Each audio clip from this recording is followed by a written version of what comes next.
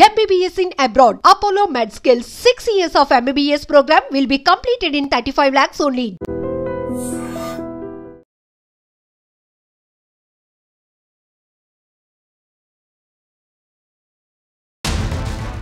భీమిలిలో మరో మిస్టరీ హత్య తీవ్ర కలకలం రేపుతోంది. నెల రోజుల క్రితం తన కూతురు కవిత కనిపించడం లేదు అంటూ పొడుగు వరలక్ష్మి అనే మహిళ భీమిలి పోలీస్ స్టేషన్లో కంప్లైంట్ ఇచ్చింది. మిస్సింగ్ కంప్లైంట్గా ఫైల్ చేసినటువంటి పోలీసులు మీ కూతుర్ని వెతికి పెడతామంటూ మాటిచ్చారు.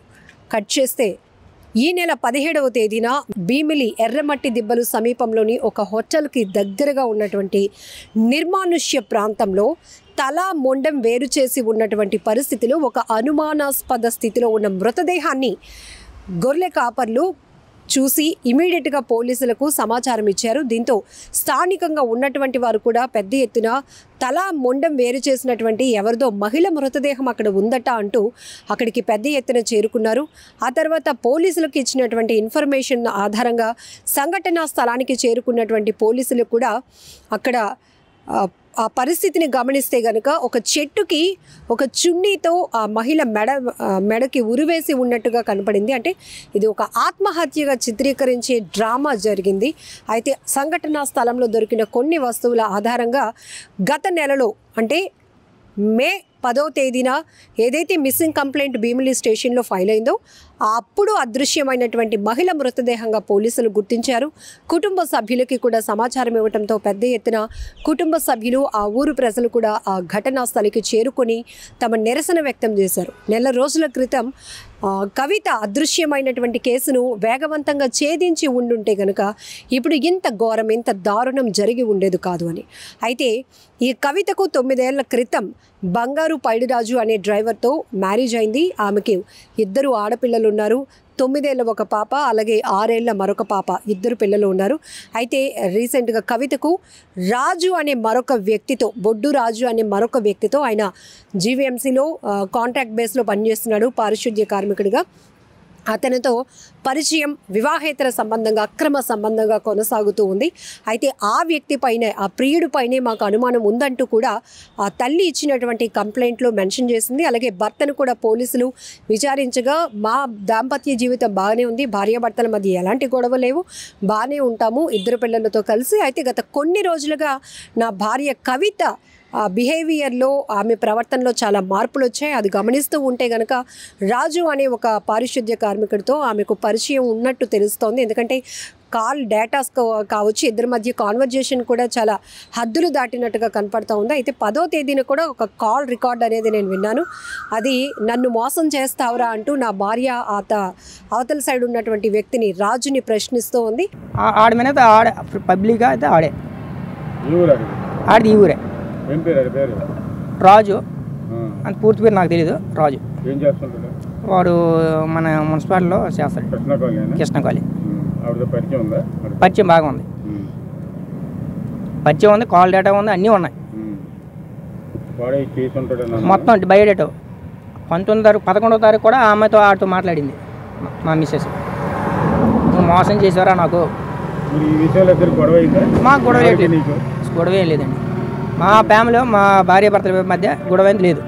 అయితే 10వ తేదీన గవర్నమెంట్ ఇస్తున్నటువంటి రేషన్ బియ్యం తీసుకోవడానికి నా కూతురు బయటకు వెళ్ళింది, మరి తిరిగి రాలేదు అంటూ భీమిలి పోలీసులకు ఇచ్చినటువంటి మిస్సింగ్ కంప్లైంట్లో కూడా ఆ తల్లి వరలక్ష్మి ఇచ్చినటువంటి ఆధారంగా పోలీసులు అయితే మిస్సింగ్ కంప్లైంట్ ఫైల్ చేశారు. ఒక వారం రోజుల్లో వెతికి పెట్టి నీ భార్యను అప్పచెప్తాం, 2 పిల్లలతో పాటు నువ్వు జాగ్రత్తగా ఉండు అని చెప్పినట్టు కూడా ఇప్పుడు ఈ మృతురాలి భర్త అయితే పైడిరాజు చెప్తూ ఉన్నారు మీడియా ముందు. ఇలా ఈ కేసు ఇప్పుడు చాలా సంచలనంగా మారిందని చెప్పొచ్చు. కవితకి 28 ఏళ్ళు ఉంటాయి. అలాగే ఈ ప్రియుడు ఎవరైతే ఉన్నారో అతనికి కూడా సేమ్ ఏజే ఉంటుంది. అతనికి కూడా మ్యారేజ్ కాలేదు, కానీ మరొక అంటే పిల్లలు ఉన్నటువంటి తల్లితో మరొక సంబంధం కొనసాగిస్తున్నాడు.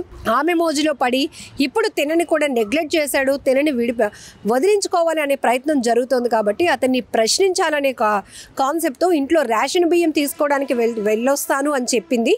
అదే ఆఖరి మాట. ఇక మళ్ళీ ఇంటికి తిరిగి రాలేదు కాబట్టి తల్లిదండ్రులు భీమిలిలో మిస్సింగ్ కంప్లైంట్ ఇచ్చారు. అయితే అలా వెళ్ళినటువంటి కవిత మళ్ళీ ఇప్పుడు 35 రోజుల తర్వాత అనుమానాస్పదమైనటువంటి స్థితిలో తల మొండెం వేరు చేసి కనిపించడం తీవ్ర కలకలం రేపుతోంది. కుటుంబ సభ్యులెవరూ కూడా ఆమె ఈ హత్యను జీర్ణించుకోలేకపోతున్నారు. ఖచ్చితంగా అక్కడ ఉన్నటువంటి క్రైమ్ సీన్లో సిచ్యువేషన్ మాత్రం ఒక చెట్టుకి చున్నీతో ఉరివేసి ఉన్న మొండెం వేలాడుతోంది. ఆ హెయిర్కి ఏదైతే ఉంటుందో దానికి చున్నీతో వేలాడదీయడం అంటే అది ఆత్మహత్యగా చిత్రీకరించే ప్రయత్నం జరిగినప్పటికీ కూడా తల మొండెం వేరు చేసి ఉంది. ఇది ఖచ్చితంగా హత్యే. అది కూడా ఎవరైతే కవితతో వివాహేతర సంబంధాన్ని కొనసాగిస్తున్నటువంటి బొడ్డు రాజు అనే వ్యక్తిపైనే మాకు అనుమానాలు ఉన్నాయి.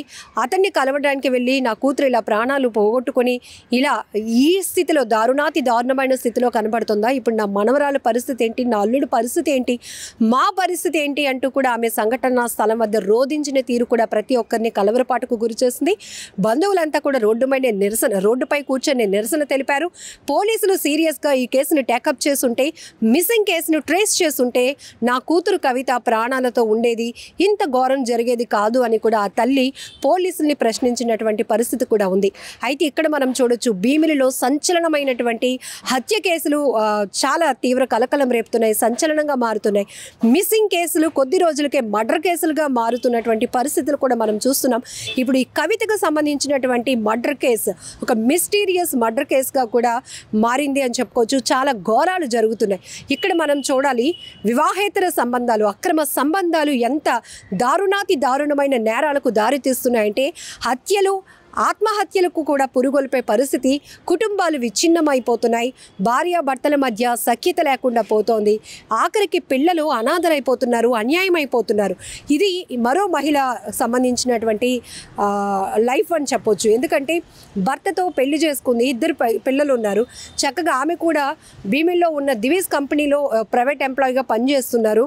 ఆ సమయంలోనే పైడిరాజుతో పెళ్ళయింది, 2 పిల్లలు ఉన్నారు. జీవితం ఏదో హ్యాపీగా గడిచిపోతోంది అనుకునే టైంలో 2 ఏళ్ల క్రితం ఒక వ్యక్తితో ఏర్పడినటువంటి వివాహేతర సంబంధం, ఈ అక్రమ సంబంధం అడ్డగోలు రిలేషన్స్గా మారిపోయింది. ఆఖరికి ఆమె ప్రాణాలని తీసే ఒక హత్యగా మారిపోయినటువంటి కేసుగా మనం దీన్ని చూడొచ్చు. ఏదేమైనా చాలా బాధాకరమైనటువంటి ఘటనలు ఈ మధ్య చూస్తున్నాం. ప్రాంతం ఇక్కడ అక్కడ అని కాదు, ఎలాంటి పరిస్థితిలో జరుగుతున్నాయంటే ఇంకా చెప్పలేం. ఎందుకంటే కేవలం మ్యారేజ్ అవుతున్న తర్వాత కూడా ఈ వివాహేతర సంబంధాల వల్ల హత్యల వరకు వెళ్తున్నాయి. ఎక్కువ శాతం మహిళల్ని వదిలించుకోవాలను, పోనీ వారేదో దీన్ని ఎలా ముందుకు వెళ్తుంది లైఫ్, పిల్లల పరిస్థితి ఏంటి, భార్యాభర్తల మధ్య పరిస్థితి ఏంటి అని కూడా కనీసం ఆలోచన లేకుండా అనాలోచితంగా వాళ్ళు వెళ్తున్నారు. అప్పటికున్నటువంటి క్షణికావేశాల వల్ల తీసుకుంటున్నటువంటి నిర్ణయాలు, వాళ్ళ హ్యాపీనెస్ కోసం తీసుకుంటున్నటువంటి నిర్ణయాలు పూర్తిగా ఫ్యామిలీస్లోనే సంతోషం లేకుండా చేస్తున్నాయి. ఇప్పుడు ఈ కవిత మిస్టరీ మర్డర్ తర్వాత 2 పిల్లల పరిస్థితి ఏంటి, ఆ భర్త కూడా ఇవన్నీ తెలుసు. ఒక వ్యక్తితో నా భార్య సన్నిహితంగా ఉండటం వల్ల, ఆ పరిచయాల వల్ల తనలో చాలా మార్పులు వచ్చాయి. పోన్లే కౌన్సిలింగ్ ఇస్తే అట్లీస్ట్ పిల్లలకి దగ్గరగా, పిల్లలకి తల్లిగాడైనా ఉంటుందనే ఆలోచన ఆయన చేసినప్పటికీ కూడా ఆమె ప్రవర్తనలో ఎలాంటి మార్పు రాలేదు. గతంలో కూడా ఆమె ఇలానే మిస్ అయితే కంప్లైంట్ ఇస్తే పోలీసులు మళ్ళీ తీసుకొచ్చి కౌన్సిలింగ్ ఇచ్చి 2 పిల్లలు ఉన్నారు, మంచి భర్త, ఇవన్నీ ఎందుకమ్మా అని కౌన్సిలింగ్ ఇచ్చి నచ్చజెప్పినప్పటికీ కూడా ఆమె తిరిగి వచ్చింది. కానీ తన మనసు మాత్రం మారలేదు, తన మైండ్ మాత్రం మార్చుకోలేదు.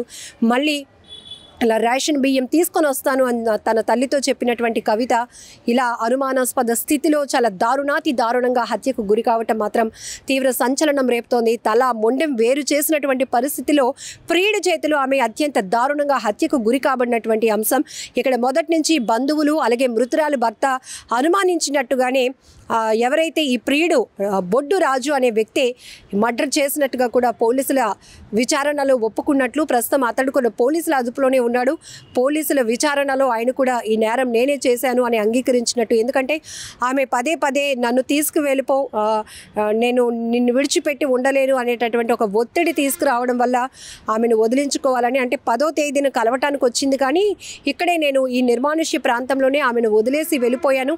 అయినా కూడా ఆమె మళ్ళీ కాల్స్ చేస్తూ నన్ను విసిగిస్తున్న పరిస్థితిలో ఇలా నేను ఈ నేరానికి పాల్పడ్డాను అని కూడా పోలీసుల ముందు ఈ నిందితుడు ఒప్పుకున్నట్టు కూడా తెలుస్తోంది. ఏదేమైనా భీమిల్లో ఒక సంచలనాత్మకమైనటువంటి మిస్టరీ హత్యగా ఈ కవిత కేసు మారిందని చెప్పుకోవచ్చు. చాలా ఘోరం.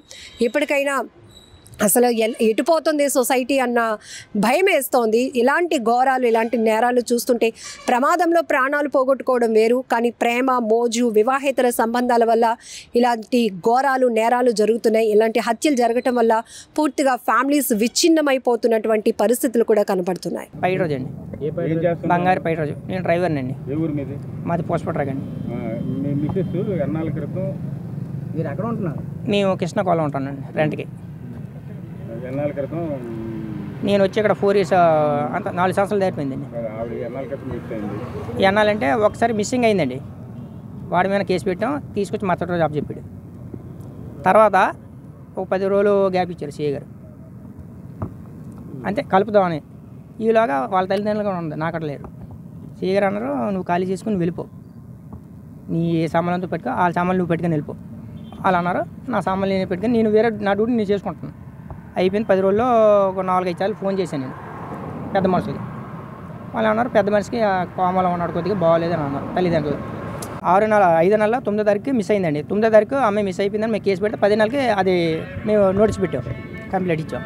అయిపోయింది. ఇప్పుడు వరకు సీఏ గారు నిన్న ఒక వారం రోజులు నా గ్యాప్ నీకు తీసుకుని వస్తాను, మీ ఆవిడ నీకు అప్పు చెప్తాను, నువ్వు డ్యూటీకి వెళ్ళిపో, పిల్లలు వాళ్ళకి హ్యాండ్ ఓవర్ చేసి అని అన్నారు. నేను డ్యూటీకి వెళ్తాను, నా పని నేను చేస్తున్నాను, వస్తాను, కలుస్తాను స్టేషన్లో. అది ఇక్కడ జరిగింది సిచ్యువేషన్. ఇప్పుడు వేరే వాళ్ళు ఆడ మీద ఆడే పబ్లిక్గా అయితే ఆడే ఆడిది ఈ ఊరే. రాజు అంత పూర్తి పేరు నాకు తెలీదు. రాజు వాడు మన మున్సిపాలిటీలో చేస్తాడు, కృష్ణకాళి. పరిచయం బాగా ఉంది, పరిచయం ఉంది, కాల్ డేటా ఉంది, అన్నీ ఉన్నాయి